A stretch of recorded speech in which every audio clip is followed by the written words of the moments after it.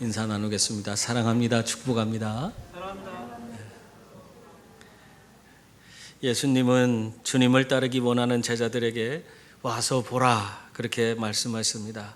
와서 보라, 와서 경험해 보라, 경험으로 주님을 알아라 그렇게 말씀하신 것입니다. 왜 그렇습니까? 주님을 아는 방법 중에 가장 좋은 방법이 주님을 경험하는 그 방법이기 때문입니다. 많은 사람들이 신앙의 갈등을 겪고 그 믿음이 흔들리는 그런 일을 겪습니다. 그 이유는 이 주님이 직접 경험이 되지 않기 때문에 우리 마음이 자꾸 흔들리는 거예요. 주님께서 내 삶에 오셔서 나를 다스려 주시고 내 삶에서 친히 주님이 어떤 분이신가를 보여주신다면 우리가 흔들릴 일이 없을 것입니다. 근데 자꾸 내가 배운 것은 많고 예수님에 대한 지식은 많이 가지고 있지만은 그래서 내가 예수님을 믿겠다 결단하고 이렇게 나왔지만은 실제적으로 내 삶 속에서 역사하는 하나님을 내가 경험하지 못하기 때문에 그래서 내가 믿는 그 우리 예수님이 정말 내 삶에서 진짜 살아 역사하시는 분이신가? 내가 지금 힘들고 어려울 때 이러한 모든 삶의 문제를 해결해 줄 수 있는 분이신가? 그러는 것에 대해서 자꾸 회의감이 들고 의심이 드는 것입니다. 그래서 우리가 자꾸 흔들리는 거예요. 그러므로 우리는 경험으로 예수님을 만날 수 있는 분들이 다 될 수 있기를 바랍니다. 그래서 주님과 언제나 동행하시는, 주님을 인격적으로 만나서 그 주님과 날마다 매일매일의 삶 속에서 동행하는 그런 분들이 다 될 수 있기를 바랍니다. 베드로와 안드레, 요한을 제자 삼으셨는데 이 제자 삼으신 주님께서 그 다음날 갈릴리로 나가시다가 또 한 사람을 제자 삼으셨어요. 오늘 말씀에 나오죠. 누구십니까? 바로 빌립이라는 분입니다. 43절에 보면 이튿날 예수께서 갈릴리로 나가려 하시다가 빌립을 만나 이르시되 나를 따르라 그렇게 말씀하셨습니다. 예수님은 이제 전과 좀 다르죠? 예수님께서 이제는 적극적으로 주님의 제자를 부르시고 계십니다. 왜 그럴까요? 그것은 이제 주님께서 갈릴리에 가셔서 그곳에서 주님의 공생의 사역을 펼쳐나가실 그 계획을 가지고 계셨기 때문에 그렇습니다. 그래서 그 주님의 사역에 함께 동참할 제자들을 부르시고 계신 것입니다. 더군다나 근데 문제는 뭐냐면 예수님께서 가시는 그 사역지가 우리가 생각하는 대로 좀 영성이 있고 또 종교심이 많은 그런 유대 쪽의 그런 지역이 아니라는 사실이에요. 지금 예수님이 나아가는 곳은 갈릴리라는 곳인데 이곳은 유대와는 달리 그 사는 그런 삶의 수준도 매우 낙후되어 있고 또 이방인들과 여러 가지 혼합되어 있어서 그러니까 혼혈 혈통을 지닌 자들이 많고 해서 이 유대 사람들은 그 갈릴리 지역 사람들을 아주 우습게 여기고 하찮게 여기는 그런 지역입니다. 그리고 그곳 사람들에 대해 그곳 땅을 이방처럼 여기는 그런 상황에 있었습니다. 그런데 예수님께서는 오히려 유대의 땅에 가서 사역하시면 더 합당하고 그곳에서 좋은 열매를 맺을 것 같은데 그러지 아니하시고 저 갈릴리 소외된 계층 가운데로 또 그곳에 사는 사람들이 대부분 어업과 목축업을 하기 때문에 삶의 수준도 좀 떨어지고 여러 가지 면에서 못 미치는 그런 사람들 또 그런 사람들에게로 지금 사역의 첫 시작을 그곳에서 하시겠다고 하면서 지금 그곳으로 나가고 있는 겁니다. 여러분 어떻게 보면은 인간적인 생각에는 그곳이 아니고 오히려 유대의 땅이 훨씬 합당한 것 같이 보입니다. 근데도 불구하고 예수님이 그곳으로 나가는 이유가 있어요. 주님은 이 땅에서 뭔가 의로운 자를 찾으러 온 것이 아니라 병든 자를 찾으러 왔다 한 그 말씀대로 이 연약한 지역에 가서 정말 오히려 그 사람들이 여러 가지 문제가 있고 연약하고 또 여러 가지 질병 가운데 있고 삶에 그냥 어려움에 허덕이고 있는 그런 사람들의 삶 속에 들어가셔서 그들의 연약함을 치유하시고 구원을 베풀어 주시기 위해서 예수님은 그들에게 나가고 있는 것입니다. 여러분, 주님은 이렇게 먼저 연약한 자들을 찾으시는 분이신 줄 믿습니다. 그래서 여러분이 많은 부분이 부족하다고 할 때에 그것 때문에 낙심하지 마세요. 어떤 분은 나는 배운 게 없어서, 나는 물질도 가진 게 없어서 내가 뭘 하겠는가, 내가 주님 앞에 많은 것이 너무 부끄럽다, 그렇게 얘기하는 분들이 있어요. 그러나 오히려 그러한 연약함 때문에 주님께서 더 가까이 가시고 주님께서 먼저 찾아서 만나주시고 은혜를 베풀어 주시는 줄 믿습니다. 우리같이 보잘것없고 연약한 자들을 불러서 하나님의 자녀로 삼아주시고 하나님의 일꾼으로 세워주시는 분이 우리 주님이세요. 거기다가 힘과 능력도 부어주셔서 하나님께서 어떤 분이신가를 우리같이 연약한 존재를 통해서 드러내시는 분이 바로 우리 주님이십니다. 그렇기 때문에 우리의 연약함이 도리어 우리에게 주님과 더 가까이 할 수 있는 은혜가 되는 줄 믿습니다. 이렇게 갈릴리 지역에서 주님이 사역을 하시기를 원하시는데 그 사역에 동참시키기 위해서 적극적으로 제자를 부르고 계십니다. 오늘 말씀에 보면 빌립에게 나를 따르라 딱 한마디 하셨어요. 이 나를 따르라는 그런 부름에 여러분, 우리가 오늘 빌립은 어떻게 했어요? 쉽게 그 즉시 응답에 임하는 것을 볼 수 있습니다. 근데 사실 이렇게 주님이 나를 따르라 한다고 해서 그러한 부름에 우리가 쉽게 응답할 수가 있습니까? 사실은 쉽지 않은 거예요. 예수님의 부름에 응답한다는 것, 예수님을 따르게 된다는 것은 사실상 주님께서 어디로 가시는지 그 길로 나도 함께 나아가겠다는 그런 각오와 결단이 수반되는 것이기 때문에 그렇습니다. 여러분, 주님이 가시는 길을 알 수가 없어요. 주님이 가는 길이 그게 고난의 길인지 또 여러 가지 많은 고통이 따르는 길인지 아니면 목숨까지도 내어 드려야 되는, 내어 주어야 하는 그런 길인지 알 수 없는 것입니다. 그리고 주님께서도 나를 따라오려거든 어떻게 하라고 했어요? 자기를 부인하고 자기 십자가를 지고 따르라고 했어요. 그랬는데 예수님을 따르는 길이 이렇게 자기 부인의 고통과 십자가의 무게를 견뎌야 하는 그런 길이다, 그렇게 말씀하셨는데 거기에 여러분이 즉각적으로 응답해서 주님을 따를 수 있겠습니까? 주님을 따른다는 것이 쉬운 일이 아닙니다. 그런데 오늘 빌립은 즉시 예수님을 따라 나섰습니다. 왜 그랬을까? 여러분 한번 생각해 보세요. 왜 그랬을까? 이 빌립은 예수 그리스도께서 누구신지를 분명히 알았기 때문에 그러한 가운데에 예수님을 쫓을 수 있었다는 것입니다. 왜 예수님이 누군지를 알았느냐? 그가 그 베세다 지역에 이미 안드레와 같은 동네에 살던 사람이라 하는 사실이 성경에서 이미 이야기되어 있습니다. 그가 베세다 지역에 살았다는 것은 그곳이 바로 세례 요한이 사역하던 장소예요. 세례 요한이 그곳에서 사역하면서 그 제자들을 많이 삼았는데 그 제자들 중에 오늘 안드레가 있고 사도 요한이 있었습니다. 오늘 이 빌립도 아마 학자들이 추정하기에는 그 세례 요한의 제자였을 것이다, 그렇게 추정을 해요. 저도 아마 이 빌립이 세례 요한의 제자였을 거라고 그렇게 믿습니다. 그렇기 때문에 세례 요한을 따르면서 그곳에서 배운 게 있어요. 그리고 또한 거기에서 세례 요한이 예수 그리스도를 가리켜서 뭐라고 했어요?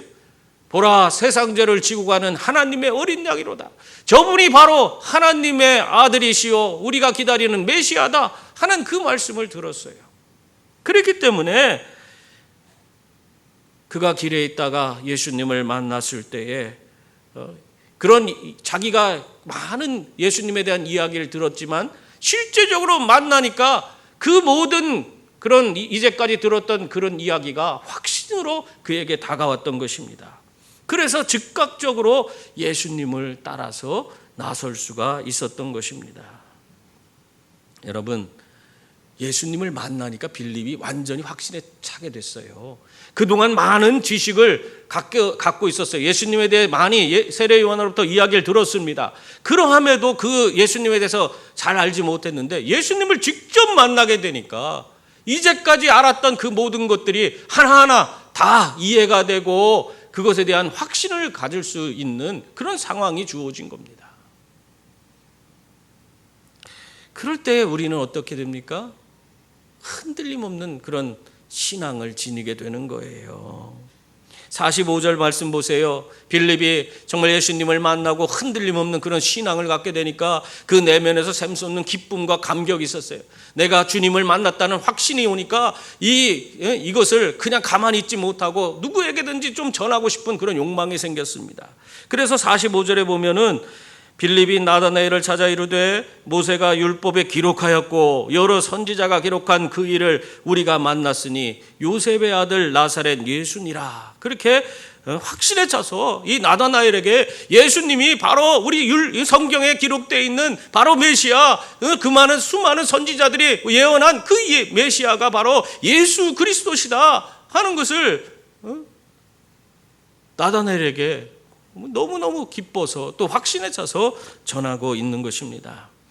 여러분, 이렇게 주님을 만나고 나면 우리의 삶이 이렇게 변화되고 확신으로 가득 차게 되는 줄 믿습니다. 그리고 그 기쁨이 너무나 충만해져서 내 내면에서 샘솟는 감출 수 없는 그 기쁨으로 인해서 누구에게든지 주님을 전하고 싶은 그런 욕망이 생길 수밖에 없는 거예요.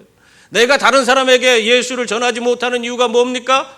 내가 예수 그리스도 그분을 만나지 못한 그 은혜와 그 감격이 없기 때문에, 예수님을 만난 그 은혜와 감격이 있어야 되는데 만나지 못해서 내가 전할 수가 없는 거예요. 내 입이 열리지 않는 거예요. 내가 뭘 얘기해야 될지 모르겠어. 이론적으로는 예수님이 어떤 분인지를 많이 배웠지만 실제적으로 내 삶 속에서 살아 역사하시는 주님을 경험한 적이 없기 때문에 확신이 없어요. 그래서 전할 수도 없는 겁니다.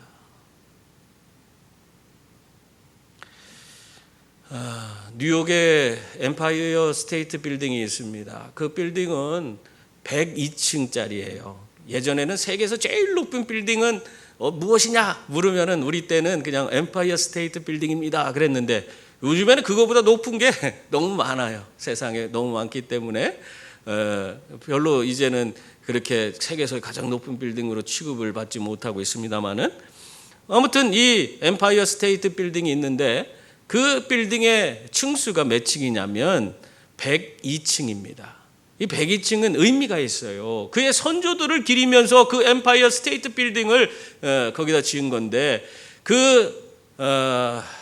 그들이 1620년 메이플라워 호를 타고 그 청교도들이 미국에 도착을 했는데, 그때에 온 숫자가, 처음으로 온 사람들의 숫자가 102명이었습니다. 그들을 기념하기 위해서 102층짜리 빌딩을 지은 거예요. 신앙의 자유를 찾기 위해서 온 사람들. 근데 처음에 온 이 사람들이요, 사실 얼마나 힘겹게 살았는지 몰라요. 그들 대다수는 몇 년 안에 다 죽었어요. 그리고 그들 가운데 남은 숫자가, 거기 그날 그 해에 겨울을 지나면서 사람들이 죽고 식량이 없어서 굶어 죽고 인디언들의 습격에 의해서 죽고, 그래갖고는 그 메이플라워를 타고 온 사람 중에 남은 사람 숫자가 44명밖에 안 됐어요. 절반 이상이 다 죽었습니다. 그런데도 이들이 계속해서 그 땅에 정착하려고 애를 쓰고 하는데, 가장 중요한 게 먹고 사는 거 아니에요? 농사를 거기서 열심히 졌는데 농사가 하나도 제대로 되는 게 없어. 거기에 제대로 맞는 게, 거기서 뭘 어떻게 키워야 되는지 제대로 농사를 지을 수가 없는 거예요. 그러다가 3년째 되는 해에 아주 농사가 잘 돼서 이제는 풍성한 수확을 거두게 되었습니다. 그래서 너무너무 기뻐하고 이들이 좋아했는데, 근데 엄청난 일이 벌어진 거예요. 메뚜기 떼가 그냥 새카맣게 달려들어서 그 수확을 거두어야 될 때를 막 다 파먹기 시작하는 거예요. 아니, 풍년이 들어서 좋았다 했는데, 아니 이게 벌레들이 와갖고 메뚜기 떼들이 와서 다 먹으니까 어떻게 합니까? 그들이 이게 무슨 일인가 해서 그날 이들이 44명이 모여서 울면서 밤을 새워가면서 철야 기도를 했어요. 하나님 앞에 우리가 왜 이런 시련을 겪습니까? 했더니 그들이 그 기도를 하면서 깨달은 게 있어요. 우리가 하나님 앞에 우리를 이 신앙의 자유를 얻기 위해서 이렇게 이 미국까지 왔는데, 여기서도 우리는 하나님을 찾지 않고 우리가 어떻게든지 살아보려고 하나님 앞에 감사를 잊고 우리가 그동안 살았구나. 그래서 하나님 앞에 감사를 잊은 자기들의 발견하고는 밤을 새워서 거기서 회개 기도를 하고, 그들이 지금의 이 메뚜기 떼로 인한 이런 문제를 해결해 달라고 하나님 앞에 간절히 부르짖었습니다.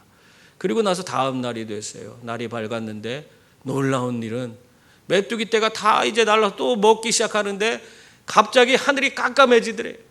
참새 떼가 그냥 하늘을 가득 뒤덮고 와갖고는 그 메뚜기들을 다 잡아먹어서 거기가 또 벌레들이 곡식을 먹지 않고 곡식들이 다 이제 거둘 수 있게 되었다는 것입니다. 벌레들이 다 없어졌대요. 그래서 그때 이 사람들이 이러한 하나님의 역사를 경험하고 실제적으로 자신들의 삶 속에서 살아 역사하시는 하나님을 경험하고 나서 그들이 이렇게 고백을 했다는 겁니다. 하나님, 하나님께서 이렇게 우리에게 은혜를 베풀어 주셨습니다. 하나님, 우리는 하나님을 믿습니다. 또 우리는 하나님의 은혜를 기억합니다. 그렇게 막 그들이 사람들 앞에서 서로 선포하기 시작했어요. 우리는 하나님을 믿는다. 하나님을 은혜를 우리가 하나님의 은혜를 기억한다. 실제적으로 하나님을 경험하게 되니까 그들은 그 기쁨과 감격 속에서 하나님을 증거할 수밖에 없었던 것입니다. 여러분, 이와 마찬가지로 우리들도 주님을 직접적으로 경험하게 되면 그 은혜를 증거할 수밖에 없습니다. 우리 내면에서 생기는 그 기쁨과 감격이 저절로 그렇게 할 수밖에 없도록 만들어주는 거예요. 너무나 하나님을 만난 그 기쁨과 감격이 크기 때문에 내 입을 열어서 내가 예수님을 증거할 수밖에 없는 그런 사람이 되는 것입니다. 오늘 예수님을 만난 빌립은 확실히 그러한 모습을 지니고 있습니다. 그래서 그냥 나다나엘에게 가서 어떻게 해서든지 우리가 성경에서 본 그 선지자들이 이야기한 그분이 오셨다. 그분이 바로 저 예수 그리스도다. 그 얘기를 하고 있는 거예요. 여러분도 주님을 이렇게 매일매일 삶 속에서 만날 수 있기를 바랍니다. 그래서 주님과 동행하는 삶을 살아갈 수 있기를 바랍니다. 그래서 정말 날마다 매일의 삶이 기쁨이요 감격이 되시고 주님의 은혜와 사랑을 널리 전하는 그런 분들이 다 될 수 있기를 바랍니다. 그런데 빌립이 예수님에 대해 이렇게 기쁨으로 확신에 차서 그냥 나다나엘에게 예수님을 증거했는데, 그런데 나다나엘의 반응이 어땠습니까? 영 시원찮아요. 46절 말씀 보세요. 거기 보니까 나다나엘이 이르되 나사렛에서 무슨 선한 것이 날 수 있느냐?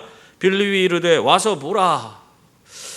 이 말씀 보세요. 여기 보면 나다나엘이 예수님을 그렇게 빌립이 적극적으로 열정적으로 전했는데도 불구하고 야야 나사렛에서 무슨 선한 것이 날 수 있느냐? 야 나사렛이란 곳은 어떤 곳이냐? 그곳은 정말 하찮은 사람들이 사는 곳이 아니냐? 그곳은 종교적이지도 않고 아주 천박한 곳이고 그런 거룩하지 못한 그런 땅에서 무슨 메시아가 그 땅에 계시다고 그 얘기를 하고 있느냐? 메시아가 어떻게 해서 그런 데서 나올 수 있느냐? 말도 안 되는 소리 하지 마라. 더군다나 그곳 사람들은 우리가 경멸하는 그런 말로 나사렛 사람이라 하면서 경멸까지 하는 그런 지역 사람들인데 그런 데서 무슨 예수님이 나올 수 있느냐, 그 얘기를 하는 거예요. 나다나엘은 정통 유대인입니다. 정통 유대인으로서는 도저히 예수님이 그런 땅에서 오실 수가 없는 거예요. 받아들일 수 없다는 겁니다. 며칠 전에 우리나라 18살 된 그런 임윤찬이라고 하는 청소년이 미국 반 클라이번 국제 콩쿠르에서 1등을 했습니다. 뉴스 보셨어요? 이 아이가 피아노를 치는데 제가 유튜브로 계속 봤는데 정신없이 너무너무 잘 쳐요. 그 하나하나가 다 잘 들려. 솔직히 해서 어려운 그런 연주를 하게 되면 그 음이 막 뭉개지고 선명하지가 않은데 이 아이가 치는데 그 모든 음들이 막 살아 움직이는 것처럼 다 하나하나 음이 다 들려요. 그래서 야, 저 아이 대단하다 그렇게 하면서 그걸 봤는데, 이 아이가 한 이 반 클라이번 콩쿠르는 세계적인 콩쿠르예요. 세계 무슨 3대 콩쿠르인데 그거랑 비견할 만한 그런 엄청난 콩쿠르입니다. 그런데 그러한 콩쿠르에서 우리나라 18살 먹은 그런 아이가 가갖고는 1등을 한 거예요. 그것도 압도적으로 1등을 해서. 더군다나 이 아이는 뭐 유학파도 아니에요. 외국에 나가서 그 클래식의 본고장인 저 유럽이나 이런 데 가서 공부해갖고 가서 그렇게 잘 연주한 그런 아이가 아니에요. 국내에서 순수 동네 학원에서 시작해갖고는 와서 지금 한예종에서 공부해갖고 가갖고 1등을 한 거예요. 이 아이로 말미암아 전 세계가 지금 떠들썩한데요. 이 아이가 기자회견할 때에 이 기자들이 외국 기자들이 이 임윤찬에게 그런 얘기를 했어요. 이제는 여기서 1등도 했고 하니까 이제 클래식의 본고장인 유럽이나 이런 데 가서 더 공부할 생각이 없냐고, 유학할 생각이 없냐고 이렇게 물었어요. 그랬더니 이 아이가 아니 최고의 선생님이 지금 한국에 계시는데 저는 그럴 생각이 없습니다. 그 얘기를 하는 거예요. 최고의 선생님이 한국에 있다는 거예요. 이 기자들, 외국 기자들의 생각에는 제가 이제 여기서 1등 했으니까 뭐 유럽의 클래식의 본고장인 유럽에 가서 뭐 좋은 선생님 밑에서 뭐 배우겠습니다. 뭐 이런 얘기를 듣고자 했지만은 그런 얘기하고 생각도 할 수 없는 클래식하고는 전혀 관계도 없는 어떻게 한국 같은 그런 나라에서 선한 것이 나올 수 있느냐 이런 생각을 갖고 있는 사람들인데 그 사람들 앞에서 최고의 선생님이 한국에 있으니까 나는 우리나라에서 그냥 공부할 겁니다. 그렇게 얘기를 하는 거예요. 여러분 참 엄청난 일이 벌어진 거예요. 이런 생각할 수도 없는 일들이 정말 어떻게 보면 우리 주변에 많이 일어나고 있습니다. 그런데도 사실 이러한 사실을 받아들이고 정말 믿으려고 하는 그런 사람, 믿지 않으려고 하는 그런 사람들이 있어요. 제대로 받아들이지도 못하는 사람들이 있어요. 오늘 보면은 성경에서 빌립의 이야기를 전혀 받아들이고자 하지 않는 이 나다나엘이라는 인물이 바로 그런 사람들이에요. 한국에서 무슨 선한 것이 나올 수 있느냐 이런 생각하는 사람들이나 이 갈릴리 나사렛에서 무슨 선한 것이 나올 수 있느냐 똑같은 생각을 하고 있는 거예요. 전혀 그 땅에서는 뭔가 새로운 게 나올 수 없다 이렇게 생각할 수밖에 없는 그런 상황과 환경인 것입니다. 그러니까 그런 이야기를 들은 이 빌립이 나다나엘에게 딱 한마디 합니다. 뭐라고 했습니까? 와서 보라. 와서 경험해봐라. 와서 예수님 만나봐라. 그럼 네 생각 달라질 거라는 거예요. 나다나엘에게 아무리 백날 성경에 이렇게 되어 있는데 그거 이렇게 바로 이 사람을 얘기하는 거다. 예수님 얘기하는 거다. 백날 얘기해봤자 아무 쓸모가 없어요. 이 사람이 그 얘기를 아무리 빌립이 얘기한다고 해서 고지 듣겠습니까? 무슨 나사렛에서 선한 것이 나오겠느냐? 그렇게 생각하는 사람이 무슨 그걸 고지나 듣겠어요? 아무리 우리가 논리적으로 이론적으로 뭐 접근해서 이야기를 한다고 해도 받아들이지 않습니다. 여러분이 다른 사람하고 논쟁해 봤어요?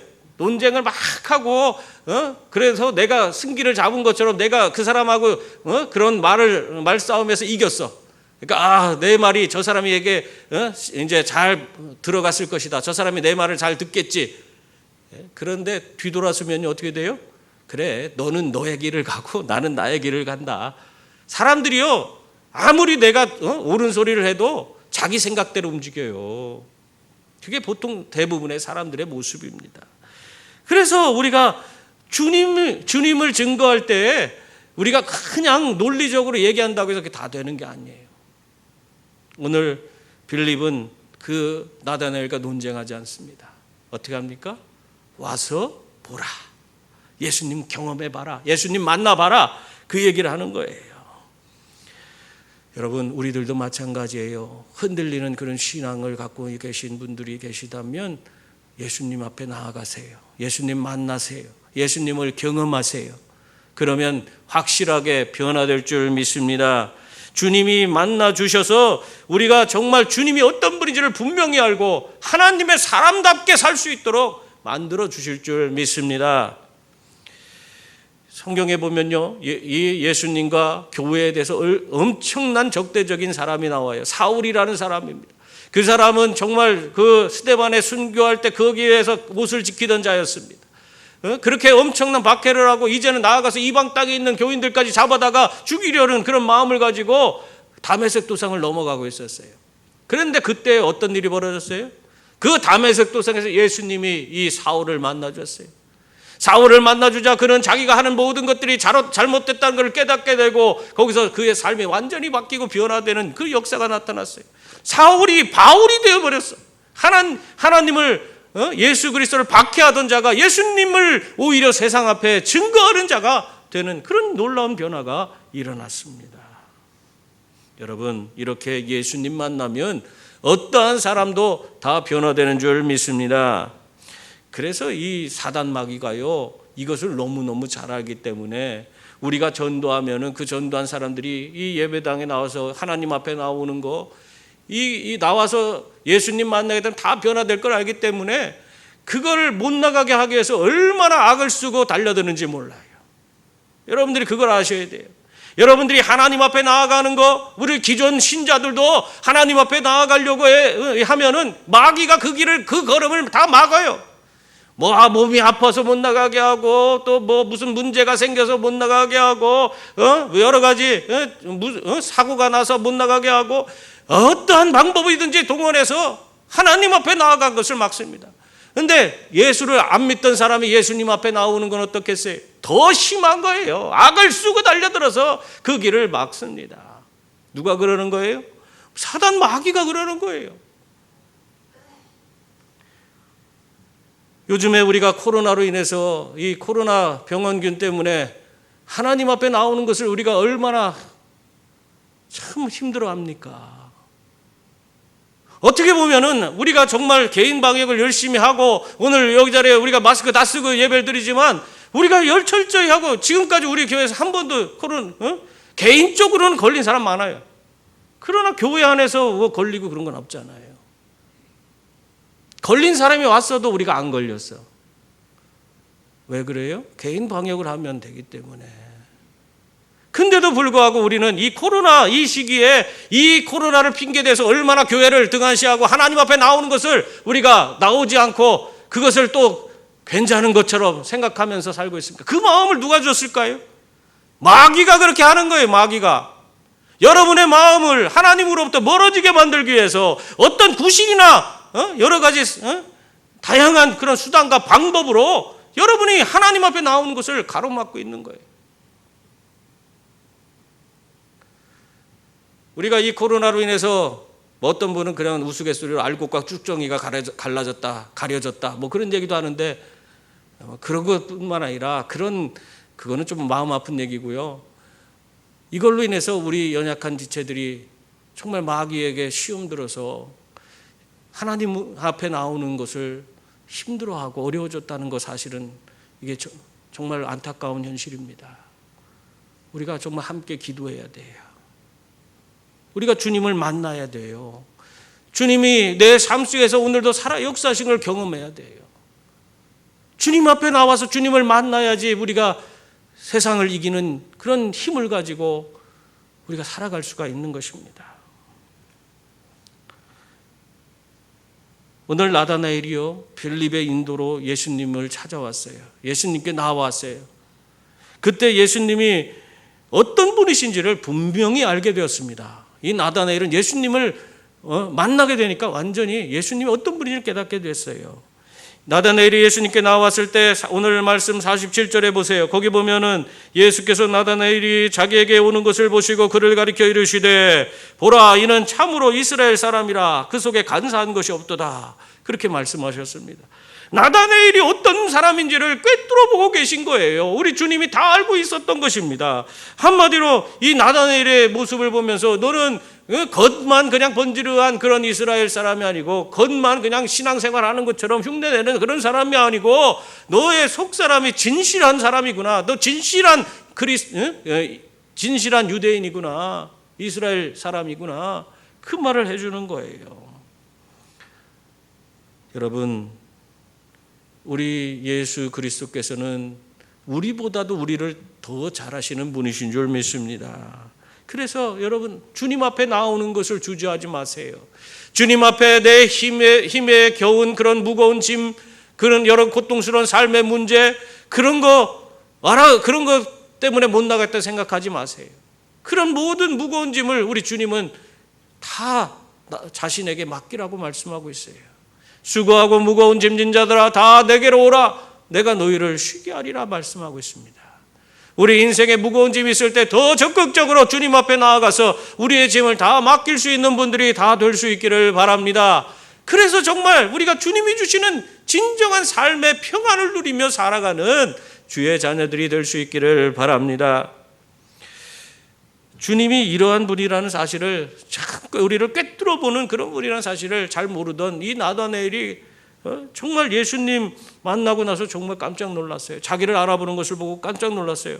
그리고 더 나아가서 이 주님께서 나다나엘에게 내가 빌립이 너를 부르기 전에 무화과 나무 아래에 있을 때에 보았노라 그렇게 말씀하셨어요. 그 말씀까지 하니까 나다나엘이 너무너무 놀라버렸어. 49절 보세요. 빌립이 너를 부르기 전에 무화과 나무 아래에 있을 때에 예수님께서 너를 보았다 그 말을 하니까 나다나엘이 뭐라고 그러겠어요? 49절에서 보면 나다나엘이 대답하되 라삐여 당신은 하나님의 아들이시요 당신은 이스라엘의 임금이로소이다 그렇게 이야기를 하고 있습니다. 완전히 자신의 신앙 고백을 하고 있어. 무화과 나무 아래에서 보았다 하는 말이 뭐길래 지금 막 신앙 고백을 해요. 예수님 만난 나다나엘이 완전히 변화됐어요. 나사렛에서 무슨 선한 것이 나올 수 있느냐? 그러던 사람이에요. 그러던 사람이 예수님을 만나고 그가 무화과 나무 아래에 있을 때 보았다 하니까 완전히 다 뒤집어져서 주님 앞에 주님은 하나님의 아들이시고 이스라엘의 임금님이십니다 하면서 신앙 고백을 하고 있는 거예요. 여러분, 이게 무슨 소리길래 이렇게 됐을까요?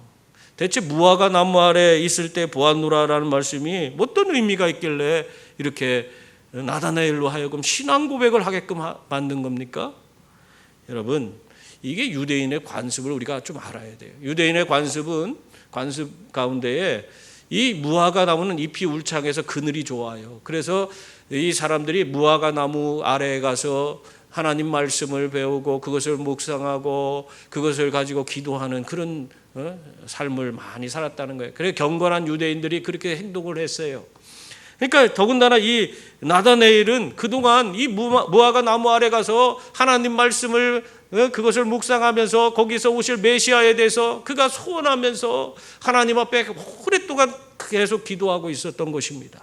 그것을 보았다는 거예요. 너가 말씀 가운데 있는 그 메시아를 기다리는 그 사실을 내가 이미 다 알고 있다. 내가 바로 그 메시아다. 예수님이 그 말씀을 하신 거예요. 그러니까 이 나다나엘이 당신은 하나님의 아들이십니다.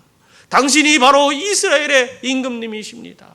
그렇게 신앙 고백을 할 수밖에 없었던 것입니다. 여러분,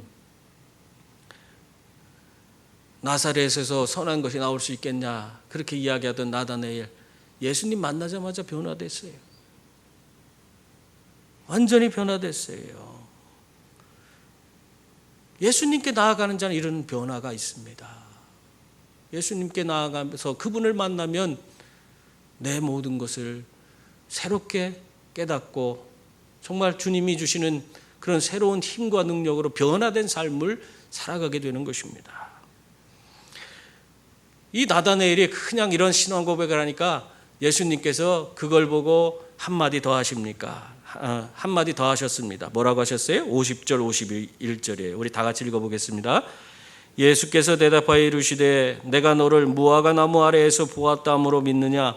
이보다 더 큰 일을 보리라. 또 이르시되 진실로 진실로 너희에게 이르노니 하늘이 열리고 하나님의 사자들이 인자 위에 오르락내리락 하는 것을 보리라 하시니라. 아멘. 예수님이 뭐라고 하신 거예요? 나다나엘에게 겨우 내가 기도하고 묵상하며 메시아를 기다리고 있다는 그것을 내가 알고 있다고 한 그 한마디, 그것 때문에 네가 지금 이렇게 막 신앙 고백하고 뭐 거기면서 나를 믿는다고 그렇게 얘기하냐? 그건 아무것도 아니다. 앞으로 메시아가 행하실 더 큰 일을 내가 보게 될 것이다. 주님이 그렇게 말씀하신 겁니다. 그것이 무엇입니까? 오늘 말씀에 보면 하나 예를 들어서 말씀해 주고 있죠. 하늘이 열리고 하나님의 사자들이 인자 위에 오르락 내리락 하는 것을 보리라. 이 말씀 읽으니까 뭐가 생각나요? 베델 생각 안 나요? 야곱이 베델에서 거기서 돌베개 베고 잠을 잘 때에 하늘에 사다리가 내리고 거기에 천사들이 하나님의 사자가 우르락 내리락 하는 걸 봤잖아요. 이러한 하나님의 위대한 역사를 내가 보게 되리라. 지금 그 얘기를 예수님이 한 거예요. 지금 내가 너를 봤다는 거 그것 때문에 이렇게 놀라워하는데 너는 그것 가지고 놀랄 거 아니다.